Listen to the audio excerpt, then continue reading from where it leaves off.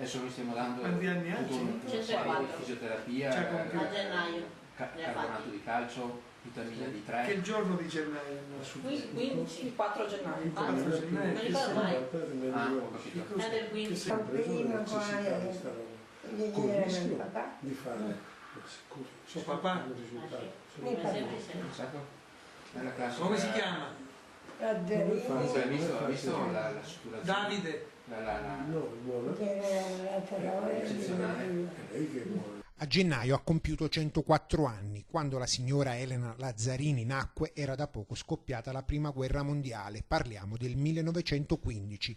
Da quell'anno ne ha vista di storia passarle davanti agli occhi per arrivare ai giorni d'oggi. Già di per sé è una bellissima notizia questa dell'età, che si aggiunge ad un'altra bella storia terminata a lieto fine.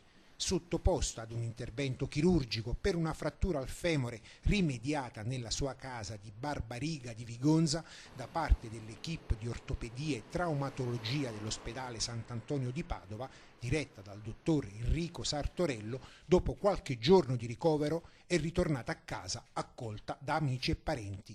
Una festa per tutti, anche per i medici che l'hanno operata. Non è facile intervenire in questi casi, anche se si tratta di un intervento solitamente di routine, ma vista l'età della paziente, che è durata una quarantina di minuti, si può dire che l'operazione è perfettamente riuscita. A festeggiarla a domicilio è giunto assieme al dottor Sartorello, che l'ha operata, anche il direttore generale dell'ULSS 6 Eugania, Domenico Scibetta, che ha voluto così partecipare al suo ritorno a casa.